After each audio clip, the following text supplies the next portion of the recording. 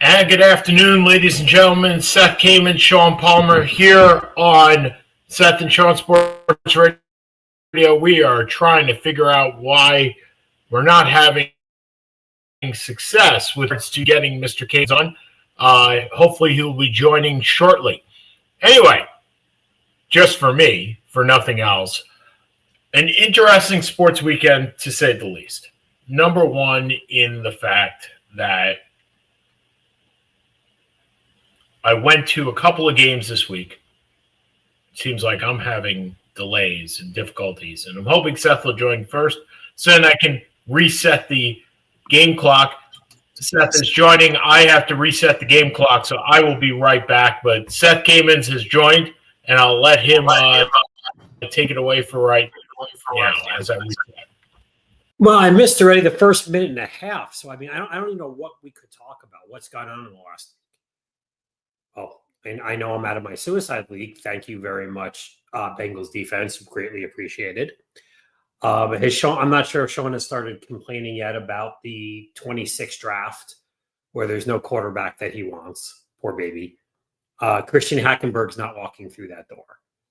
But I guess in all practicality, we have to really start with the World Series because I really don't know what he was talking about previously. 2-2. But more relevantly, possibly the greatest World Series game of all time. Now, to be fair, I was not awake for that because, it ended at 2:45 in the morning. A little Freddie Freeman, once again, hitting a game-winning home run to probably cement his Hall of Fame, help cement his Hall of Fame candidacy, them winning 6-5. I'm not going to get into the managerial moves one way or the other. You're taking a guy out in the 14th inning. How it happens.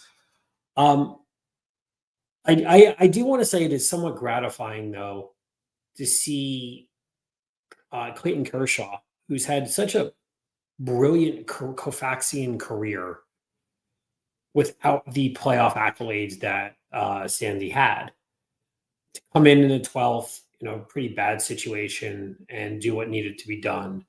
I'm sure in his final year that had to be pretty gratifying. They've won 2 titles. Look who's back. I'm here. No, I was talking about the Koufaxian performance of career of Clayton Kershaw without the playoff accolades, without the playoff success. Oh, 100%. Probably gratifying in Game 3 that he comes in and takes care of stuff, and possibly his last professional appearance. Yeah.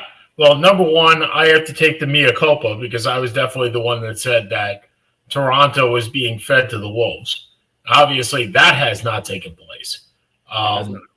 Vladimir Guerrero Jr., if anybody has seen the lovely pictures of him as a bat boy recently for his father, great pictures going back 25 years or whatnot.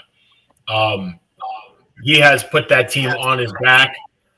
This may actually be the last time you see both Clayton Kershaw and Max Scherzer. Scherzer's contract is, I believe, up, or he has an option. And Scherzer did not go out well in his start. Kershaw pitched very well in relief, and I think that's one of the 5 appearances he's ever had in relief. So certainly held himself well. I did like Toronto's response to Shohei Ohtani. Yeah, we're done. We're done. We're not pitching to this guy ever again. And I think that he will. I don't know what the intentional walk record is that Barry Bonds owns when he faced the Angels, but I'm sure that Shohei Ohtani will now break that in the next couple of days. He was on base 9 times in the 18-inning game. Right, exactly. You have to laugh because what else can you really say? Well, okay, so I was having this debate. At work. Now there is a rule. Have I frozen? No. Yes, you are, but I can hear you. Okay. Nope, I'm still frozen. For some reason, I am frozen. All right, I'm gonna try and get in on my phone because it looks like I am frozen, and that's not good. It looks like I'm looking at you through like The Office, where they have the shade. Yeah, The shades. yeah, I get that. Let me see if I can do this. Hold on a second. Okay, mic access. Hold on a second.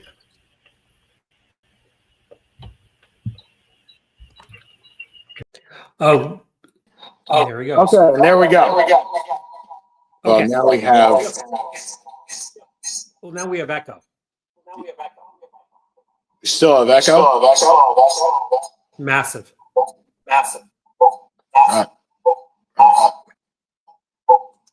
I'm hoping that takes part of the echo. The echo's gone. Okay. So, All right. So, by the way, Barry Bonds, 7 intentional walks in the 2002 World Series. 7. Okay. Well, Shohei's got, 3 more games? That can certainly happen for 7 more. A maximum of 3 more games. Yeah. So I'm thinking that a couple of things may happen. Yeah. And Toronto definitely playing with all the fervor, playing with all the momentum at this point. I was having this debate at work. Right now, there is a rule during the regular season that in the extra innings, it starts out with a runner on second base. Correct. And the point for that is to actually shorten the game, right? To end the game. And that rule does not translate over to the playoffs.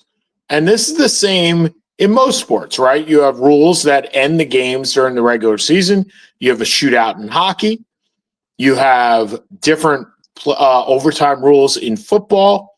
In basketball, obviously, it is the same. It is just play until a time is over. What are your thoughts on bringing? I don't like the second base rule to begin with. I don't like putting a runner at second base. I think it's garbage. My boss, who I had this conversation with, basically says he enjoys that rule because A, it shortens the game and people can stay up till X amount of time and know that it's over. And B, it brings forth the concept of you can play small ball with regards to that. Your thoughts, sir? On moving I think it's ridiculous. You think having the second base rule during the playoffs is ridiculous? Do you think having it during the regular season is ridiculous as well? I do. I understand the want to expedite, but we've talked about ending hockey with penalty shots and soccer with penalty kicks. And I really don't have a problem with after 11 innings in a regular season game ending in a tie. I don't. It's going to happen so rarely, or 12 innings, whatever you want to call it. I think it just cheapens everything. I think can you imagine ending the World Series, a game 7 on something like this? No, I don't. Look, I don't like the rule at all. I don't like it during the regular season. I don't like it during the playoffs. You know my thoughts on penalty kicks in soccer. Yeah, I'm the same way. I do understand during regular season the need that you don't want it to go 15, 16 innings. I get that. But to me, it just cheapens the game. Yeah. I would rather it end in a tie in regular season. I mean, the way I view it and the way I've always said it was that I don't want the regular season to be any different than the playoffs. But in this case, it actually is, right? It goes the other way. Is the fact that in the regular season, you can say that a shootout is different than that in the playoffs. I understand the need, right? I understand the need that you don't want 18-inning games. You don't want your starting pitchers you don't want Yamamoto to have to come in after he pitched 105 innings, which he was about to do in the 19th inning, and maybe burn out his arm. And if you're the Brewers, if you're the Blue Jays, you might have had to put a position player out there because you didn't have any more pitchers. I get the concept.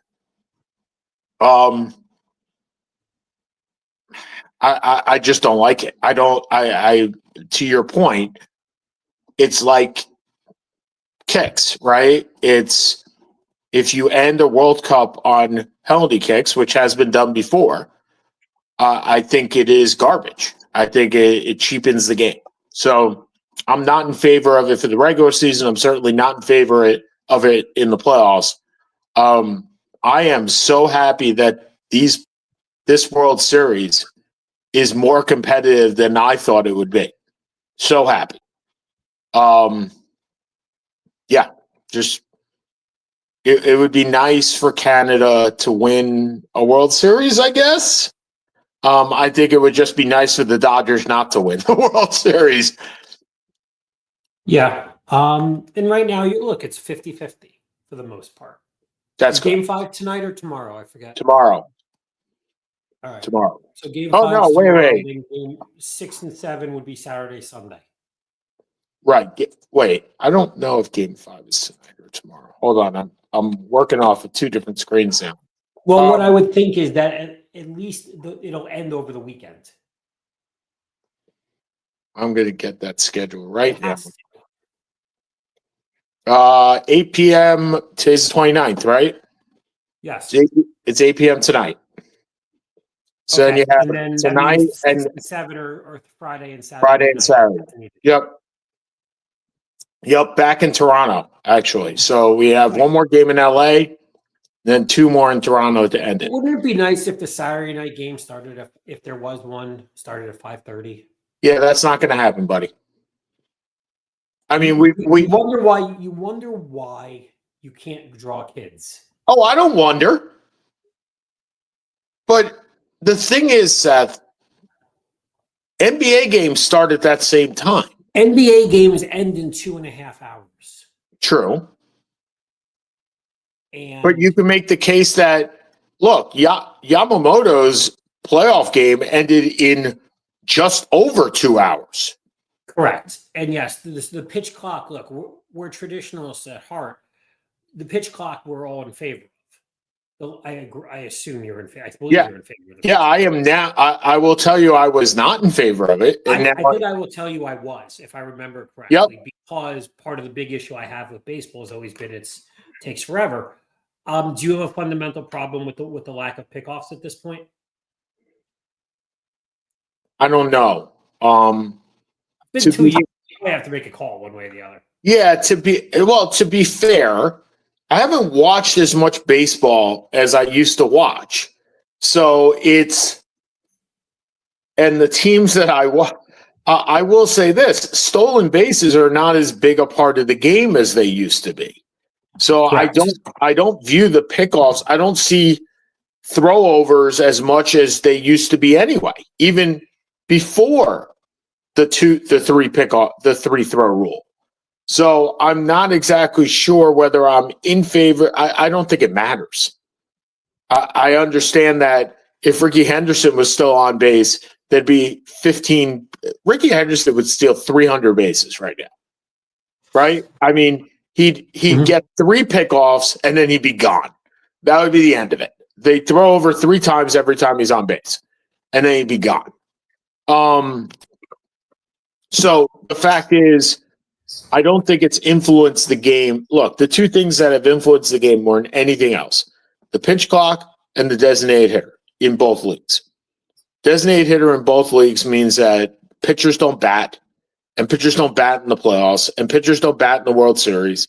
And I had this discussion with that same person, my boss, and he was in favor of the DH because he said, look, pitchers at 15, 16, 17 don't hit anymore anyway.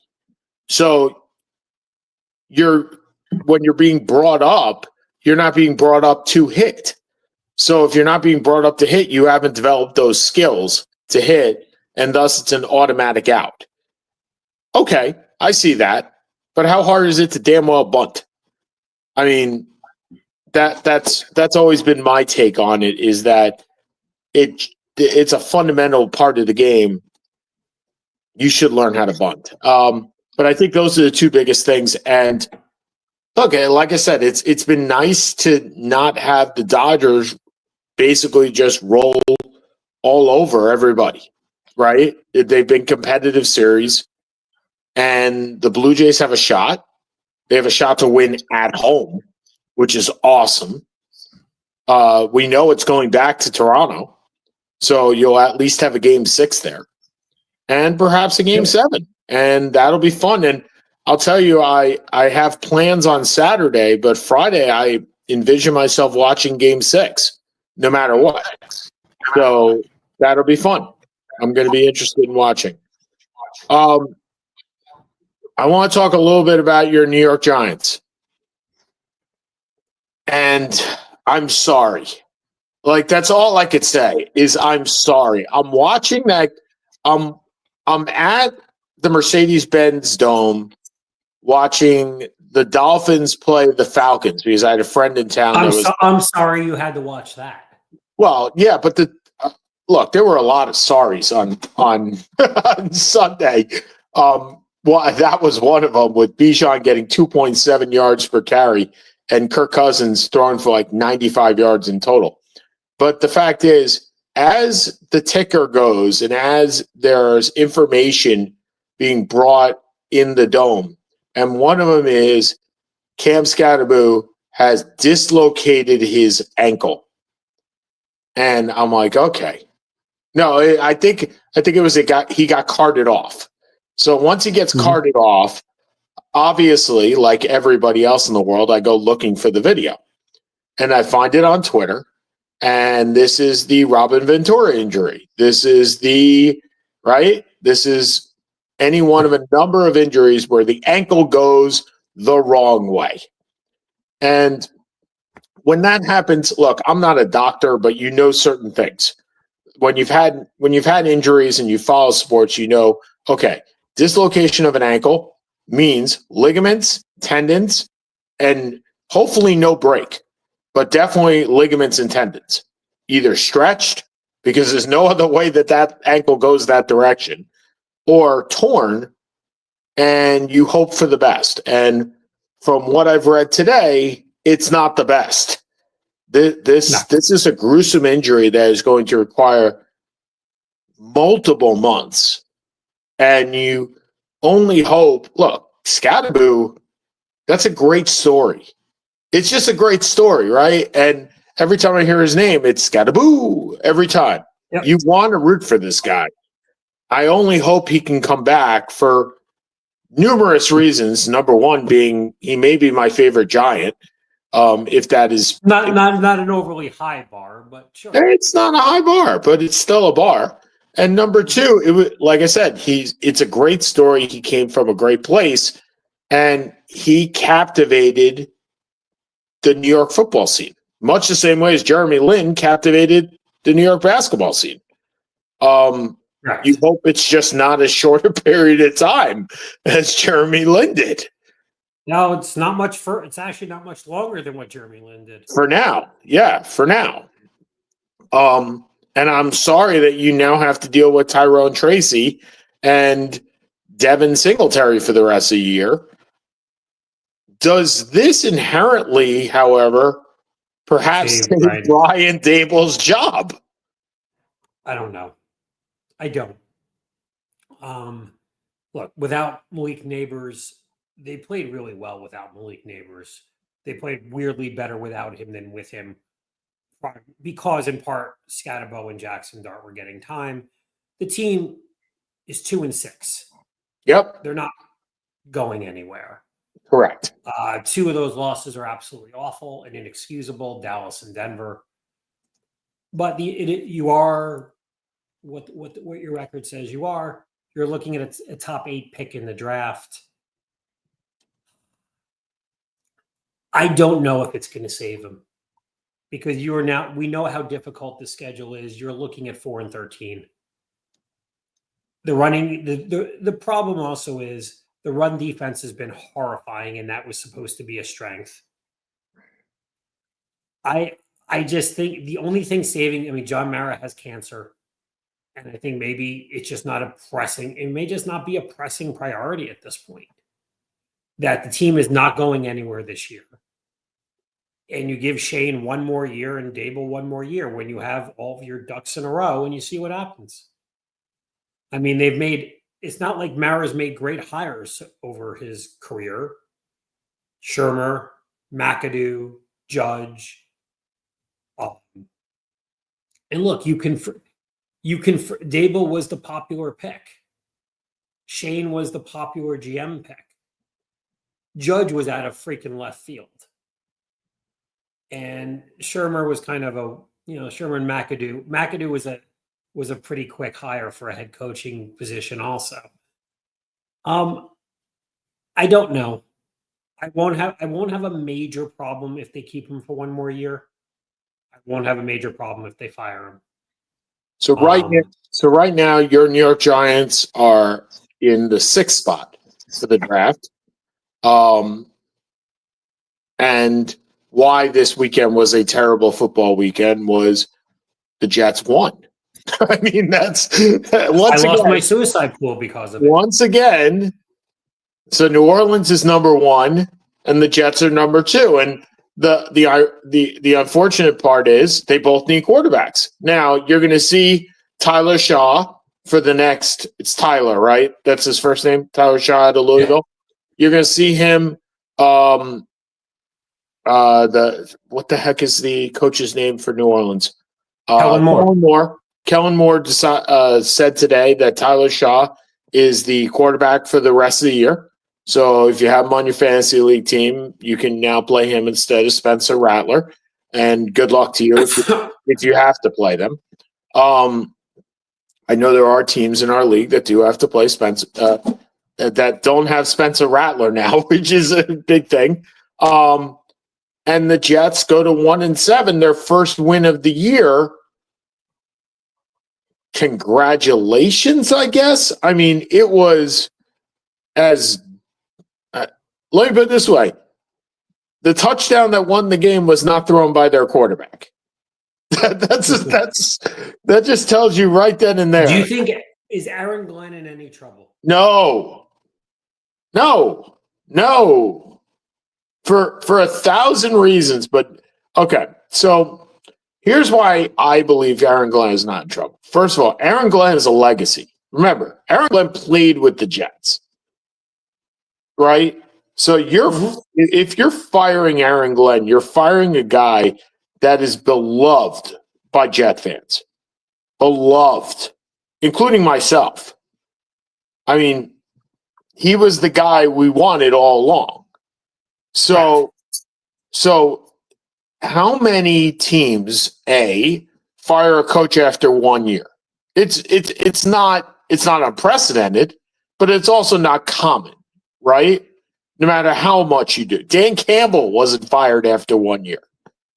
And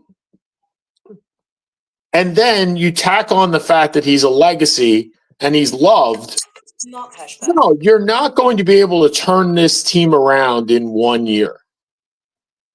You can't. Nope. So you said it best that this team has the worst talent in the NFL. Right? I mean, they have 7 guys, and I'm just roughly in my head, 7 guys that would start on most teams, and that's it. Maybe 8 out of 22. 2 offensive linemen, Wilson. Brees Hall would start. Quincy Williams. Jermaine Johnson if he's healthy. Sauce. Right, that's it. So you got 7 or 8 guys that would start on most teams. That's not maybe you're more talented than New Orleans. Maybe. Yeah, okay, maybe. Well, I would tell you right now, if the Jets went against Cleveland, I would think Cleveland would be the favorite in that game. Okay? Agreed. I think there are only 2 teams right now that is maybe 3, that if the Jets went against them head-to-head, they would be favorites. One would be New Orleans, like you just said. Two would be Tennessee. I think they'd be a favorite over Tennessee. I think they'd be a favorite over your Giants. Other than that, Probably right now they would be. I do not believe they would be a favorite. I wouldn't take a position over the Giants at this point. No. But I'm saying they would be right now. They would be because you have neighbors coming back. You have a more talented team overall. It went healthy, but right now I don't believe going in this year you would be a favorite. They would not be a favorite over Cleveland. I don't think they would be a favorite over Miami or Vegas or Arizona. And even though they beat Cincinnati, I still don't think they'd be a favorite over Cincinnati. So, or Carolina, who is somehow 4-4. So, no, I think that the Jets and New Orleans are the worst two teams in the NFL. Surprisingly, they are 1-2 and Tennessee's 3. I don't mind if Tennessee jumps them because they don't need a quarterback. But nope. I could see. Look, the Rams have Atlanta's pick at number 12, and Cleveland has Jacksonville's pick at number 18. Those look like trade-up spots for either Cleveland. Yeah, the Rams. Not the Rams so much, but for Cleveland, I can see them trading into that first pick if they fall in love with one of the quarterbacks. I'm just not sure there's a quarterback to fall in love with right now. No, I don't think we know that yet. Look, there's going to be the CBS came out with their mock draft, and Ty Simpson is the number 1 pick in the draft. We've seen 7 different number 1 picks as quarterbacks so far. Yeah, no thanks to Ty Simpson. At least not the number 1 overall. Not for the Jets at number 1 or number 2. No thanks to Ty Simpson. I've had enough quarterbacks play for my New York Football Jets that cannot make throws. I don't need Ty Simpson there. I'd rather, truth be told, have a guy that can maybe has the $1 million arm and the 10-cent head than have the $1 million head and the 10-cent arm. I don't want that again. I can deal with teaching a guy how. I don't know. I just don't want a guy that is a game manager. I'm done with those guys. I've had too many of them. And Sam Darnold somewhere is flourishing in Seattle. So, yeah, then we got that. Well, since we've eloquently moved on to college football, and this week's buyout, how many buyouts are we going to have, Seth? This one is Brian Kelly. And I think I had mentioned that a couple of weeks ago that I thought that he was going to be fired, whether it be during season or after season. I thought that this job was going to be available. And I've been told by people that I am being unrealistic here. But I think Nick Saban's going to get this job again. I think he's going to be a candidate. I'm not sure he wants it. I don't think he wants it. Again, I don't know. Look, I bet they'll call. This was going to be my last 5 minutes. Oh, we lost Seth. We absolutely just lost Seth. Let me see why we lost Seth. Hold on a second. Let's remove him, bounce him back in. Nope, we have lost Seth. And now we flipped the switch on this. There we go. We're back. Hopefully Seth will join in a couple of minutes once he comes back online. I know he was trying to fiddle with his computer. So we'll get him back in a second. But Seth was going to spend his last 5 minutes, I think, on the eloquency or the disruption that is caused by all these buyouts. James Franklin in Penn State, LSU. Obviously, we know all about that. We know that there are other jobs. Florida. Seth went off, so hopefully he'll jump back on. Florida State with Mike Norvell is likely going to happen at the end of the year. We're going to have more candidates and more jobs than there are good coaches. And the unfortunate part for me is that rumors are that Fran Brown Syracuse's coach is one of those guys that all these teams are looking at to make this happen. And I'm hoping beyond hope as Fran continues to put in the work, continues to recruit. We keep getting good recruits. I know in 2027, correct, that's 2 years from now, I think we're in the top 5 for recruits. 2026, I think we're in the top 15 or 20.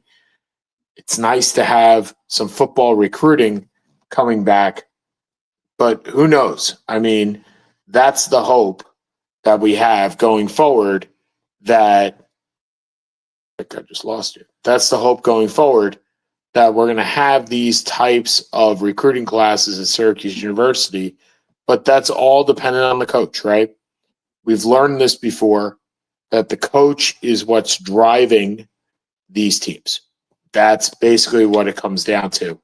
And we hope that we are able to have the Fran stay for a couple more years and drive that home. But we don't know for certain. And looks like Seth's back. Seth, Sorry about that. I was powered in Carly's office, and the power cord apparently didn't. So what I was about to say is we have a bunch of jobs that are now open. We have Penn State, we have Florida, we have LSU. I know there are more. I just don't know what they are. Well, those are the 3 big ones. Which is the best one? Which is the best job? I think it's LSU, right? But what I found insane, and I don't know if you mentioned this or if you knew this was going to be my last 5 minutes, that the Louisiana governor has stated that the athletic director is not going to make the hire of this coach. What I want to know is, what are you paying an athletic director to do? Millions of dollars. If the most important job that should be he's not doing. Well, I did not know he was not making the hire. I knew that this just came out on CBS Sports. I know that I was literally laughing as I was reading this. I know the governor was involved in the firing of Brian Kelly. Yes. Because he's the one that coordinated the meeting with the Board of Regents of LSU to formulate the buyout or whatever, the payout, right? And unlike, and we've talked about this money situation before, Brian Kelly gets $53 million. The difference with Brian Kelly as opposed to Jimbo Fisher is Brian Kelly does have offset, which means that if he gets hired by somewhere else, that will go against the amount of money that LSU does pay him. So, except if he goes into media, but I'm not exactly sure that Brian Kelly has the personality to go into media. It did not ring. I'll be honest, Sean. I think I would rather see your mom announcing college football than Brian Kelly. Ladies and gentlemen, my mom knows absolutely nothing about college football. That would be right. I would like to see my mom do play-by-play and your mom do color. I think that would be one of the. My mom knows football, though. My mom, couldn't be a player. But I think the dry sense of humor between the two parents, that would be, yeah, that would be worse than the most boring baseball game we've ever seen. Or I'm sorry, worse than the Falcons playing the Dolphins, which was Sunday. So bad. Okay, so you got LSU as number 1, Penn State number 2, Florida number 3 in that order. Yeah, right now that feels like the best.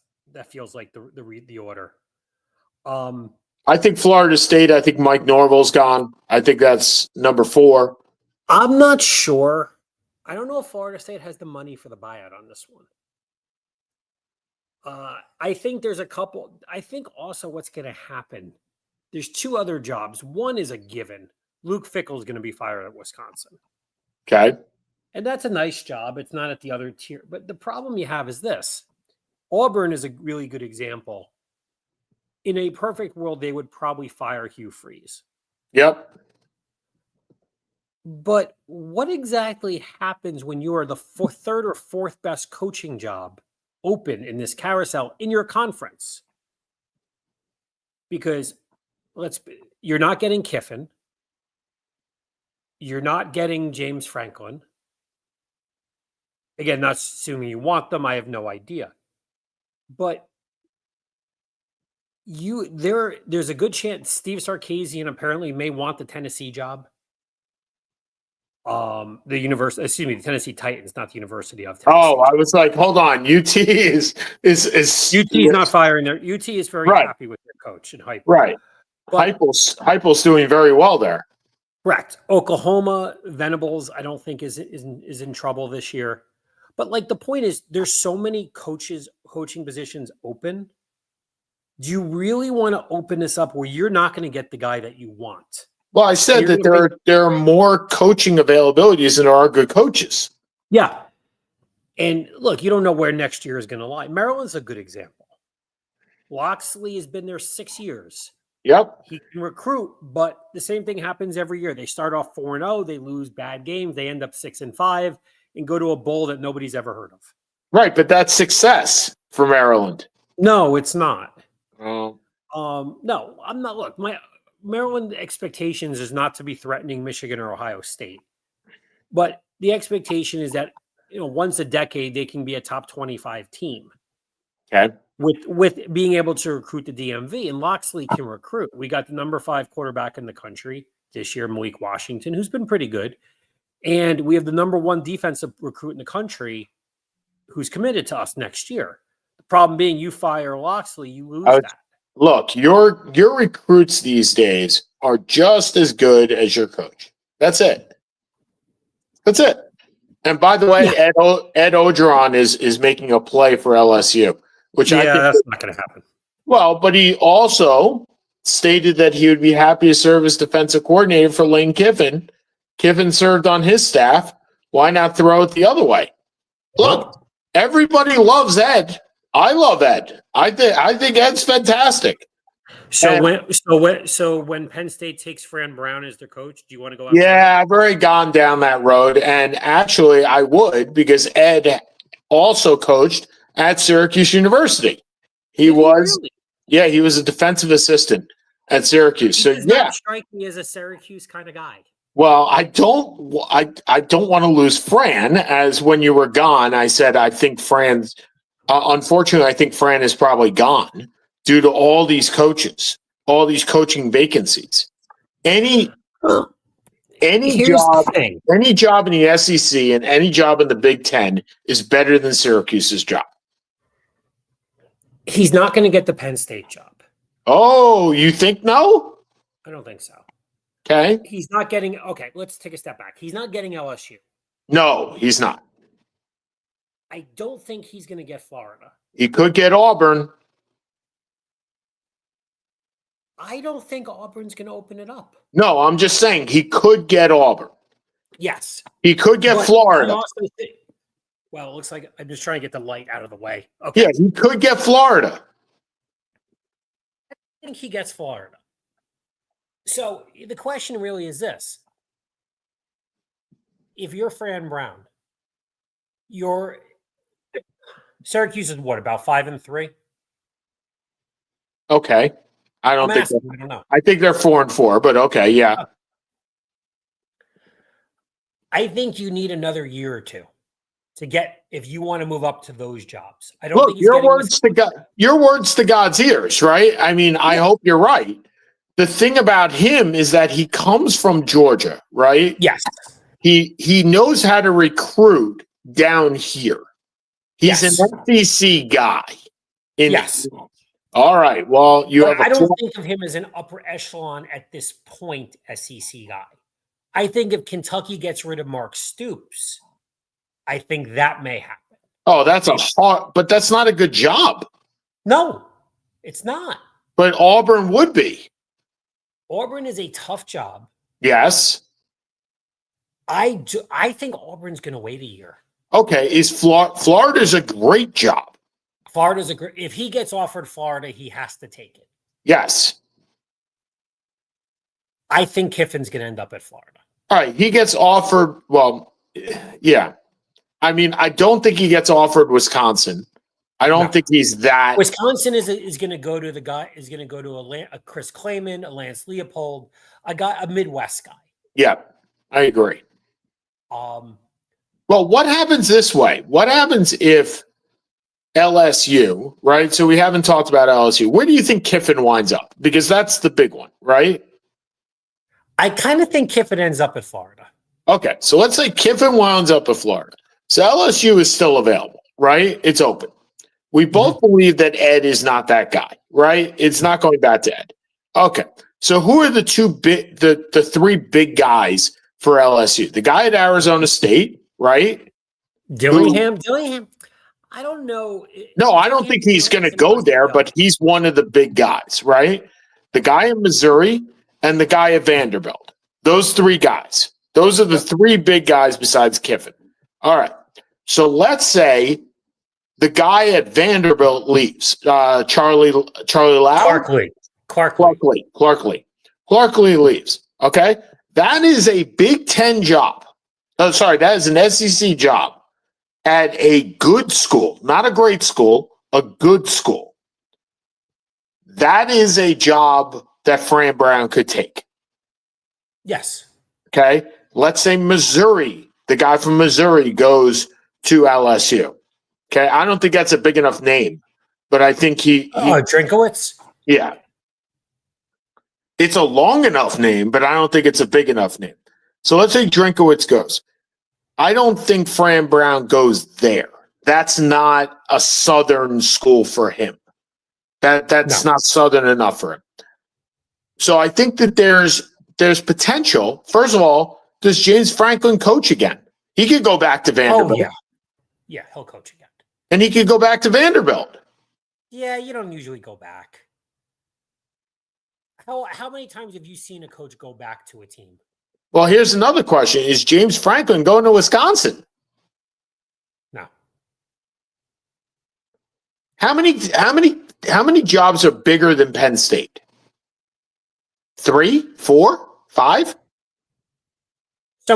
Somewhere, I think probably a little more than that, but somewhere between 5 and 10. Okay, let's say 5 and 10. Okay. So do you believe James Franklin has to go down to go back up? No. Okay. So of those 5 to 10 jobs, how many are available? Can we see if Sarkisian gets the Titans job? I don't think he goes. But okay, let's say he goes. Texas is definitely one of those jobs. Understood. So you think Franklin goes there? I think, yeah, I could see that working. His personality would work well there. All right. Yeah, and that works, right? I get that. That works. So then where does Penn State look? Matt Rule. Okay, so Matt Rule, so Big Ten to Big Ten. He leaves Nebraska and goes to Penn State. And now you have a Nebraska job. And then, right, I mean, this is musical chairs. I don't think Fran Brown goes to Nebraska. I don't see that as a fit, right? The Georgia Tech guy could be on the loose too. Yeah, I will say if what's his name, Brent? Crap, is it Lee or P or whatever goes? Okay. So, I mean, isn't he a G Tech alum also? I don't know. Okay, if he goes somewhere, yeah, Fran Brown's a logical pick there. But it's still ACC. But right, and that's why I don't think he goes. Because I don't think, truth be told, except for it's Brent Key, by the way. And my apologies. No, yes, he went to Georgia Tech. I don't think Fran Brown would go to Georgia Tech. I don't think Georgia Tech, other than the talent this year, is a better job than Syracuse. Right, but if he wants to be back down in the South. That makes sense. Yep, that makes sense. But I think, to your point, that's not the stepping stone job. That's not the job. That's not the next job. Because just like normal people that don't own their own business, which is you, normal people that do not own their own business. Oh, I thought you said that don't know business. Okay. No, don't own their own business, that have regular jobs. You generally have to stay 2 to 3 years at a job before you move on. So correct. I can't see him moving on to Georgia Tech to he's not going to jump in 1 year. So he probably would just stay at Syracuse for 1 more year with an amazing recruiting class and go down that road. Okay. Going to move off this for a second because we have 15 minutes left. And one thing we did not do last week in our NBA preview is we did not pick champions, not once. So I think we need to do that. And then we'll talk a little bit about, well, I don't know, one thing, gambling.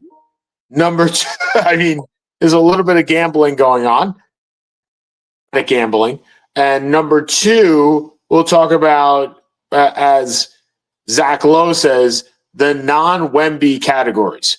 Because we can talk about everything that Wemby has done this past week, which, by the way, Wemby has more blocks. He would rank 8th by himself overall in team blocks for the entire NBA.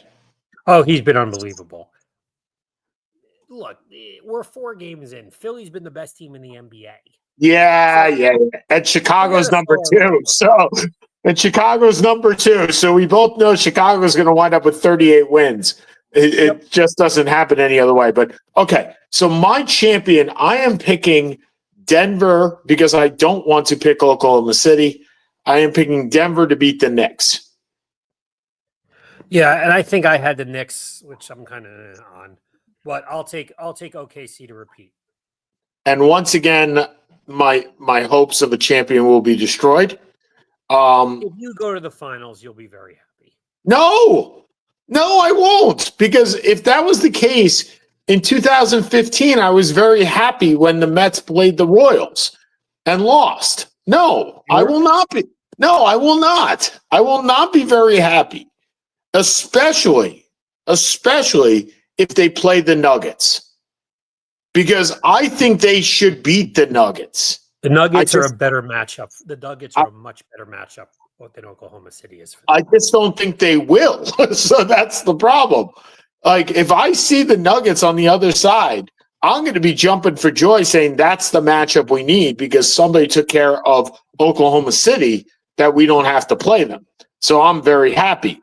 But no, I don't see us beating Jokic. I don't think that would not make me happy. I don't know why you think that. I don't know why you think that losing in the finals will make me happy. Please express why you think. Because you haven't won a championship since 1986. Yeah. Professional championship. Yeah. Since 1986. Uh-huh. You've been to 3 finals? And the Knicks? Again, I didn't really know you for 2 of the 3. 4 finals. Knicks have been to 4. Okay. So I didn't know you for the Knicks in 94 and 99. Right. The Mets 2000, I didn't know you. See, the only one I knew you for was 2015. Yep. And I do remember you being elated when they made it to the World Series. Absolutely. I was also really pissed off when they lost. You were pissed off also because I think you thought it was a winnable series. Yes. Well, that's why I'll be pissed off when they lose to the Nuggets. If you lose to Oklahoma City. No, I won't be pissed off. Okay. Then that's where the clarification needed to be made. I'll be upset, but I won't be thoroughly destroyed. Yeah, but I'll be distraught if they lose to the Nuggets because they should beat the Nuggets. They should. We don't have the slightest. First of all, Sean, the Nuggets have literally 5 new players. I know. This is why they should beat them. That's why. We have no idea how they will meld. If they are 64 and 18 because they meld by the middle of November, it doesn't. Now look, you do not think the Knicks are a great team. You would have no point have thought that. No, that's true. You think Oklahoma City potentially could be a great team. To be fair, the Knicks could be a great team. It's a hard. You have a lot of problems with one of their 2 best players. I don't know how you can justify considering a team a great team if you don't think one of their all-stars is really worthy of being at that level and you prefer to trade him. possible. Well, I prefer to trade. Well, let's remember why I prefer to trade him. I don't prefer to trade him because of his ability on the court. I prefer to trade him because I don't want to pay him $64 million. That's why I want to trade him. It's Understood. not. You also his- don't like how his game melds with the other players. I don't like his game. I don't like. You don't like his game. Karl Anthony Towns is one of the most unwatchable players that I've ever witnessed. He is awful to watch. Now, he still puts up 23 somehow and 14. And I have no idea on how that happens because he looks like he's breaking his legs every time he goes down the court. So I'm not exact, and he shows the refs, "You're breaking my legs." And he's the only person that complains more than Luka Doncic. The only person. So, no, I don't like watching him. I don't understand how he puts up those points, but he does. And he is, when he's on, I can't believe I'm going to say this. He is one of the best shooting big men of all time. Yes. Okay. Now, how that works with Mitchell Robinson on the court at the same time is going to predicate how the Knicks play this year. Because he doesn't play a lick of defense, and neither does Jalen Brunson, although Brunson's gotten better. But if you can put OG, Bridges, and Robinson together, and they all stay healthy. Hold on, I got the kiddos calling. Hold on. All right. Pause me for this. I got to go. And they all stay healthy together. This team is could be a great team. It could. I'm not sure it will, but do you think OG and Bridges are redundant? They could be. I mean, they could be. But in positionless basketball, is that a thing? Is there redundancy? Sure. By the way, if they're a positionless team, though. True. I mean, that's true. So anyway, all right, Jake. Wait. We have a guest star, Jake and Morgan. Hi, Morgs. Welcome to the show. Jake, do you have a prediction for the NBA Finals? I think we're going to push the poker and the gambling to next week. Jake, Probably. do you have a Thunder? Okay, against? And in the East? Knicks. Okay, and who wins? Thunder. With Alex Caruso. With Alex Caruso. Morgan, do you have a prediction for us? Who's going to win the NBA championship? The Nets. The Nets. Well, I will tell you, if the Nets win the NBA championship, some person on this earth is going to be very rich. I know. Some person will be very rich because the odds on the Nets winning, I don't know what they are, but they ain't very good. They're about equivalent to the Jets winning the Super Bowl. This year. Okay, so we have the last 5 minutes, and I'd like Jake, can you give us an update on how basketball's going? I heard there was a triple overtime game. Did you play a triple overtime game? Yep. Did you play all 47 minutes of the triple overtime game? Morgan, get your foot out. Did we score? Yes, he scored. I love the shirt, by the way. Dude, I'm a big fan. Now, all you need to do is have something that says little on top of it, and then you'll be good. Morgan, are we doing any sports this quarter or this session? What are we playing? What are we playing? Playing tennis. We're playing tennis. All right. Are we beating mommy? See you tomorrow. Are we beating Morgan? Are we beating mommy? We're beating mommy? All right. I like when you say you're beating mommy. That's good. Mommy will be listening to the show next time. Not one bit. Can we ask Jake about he did his first fantasy basketball draft. Wow. Okay. So who do we have on our team? Jake, who do you have on your team? And why was I not invited? Yeah, you can look. Go. I'll pull it up on my phone. Why was I not invited? Because it was a 4-person league. 4 people. Okay. So we have Michael Jordan, Scottie Pippen, Patrick Ewing, David Robinson. No, they have to be playing. So we're not quite at that level. But let's pull it up. All right, so we're going. Here we go. So this is Jakey's team. All right, what do we got? He, James Harden. I got DeMar, KD. And I got It's I important got- to know what category. Jamal Wait, Murray, what? Siakam, Sabonis, Morant, Embiid, LaMelo, Bam, De'Aaron.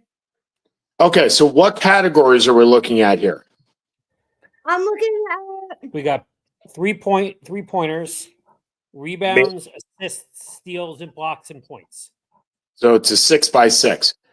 Okay, I think it's So, just we have is that three?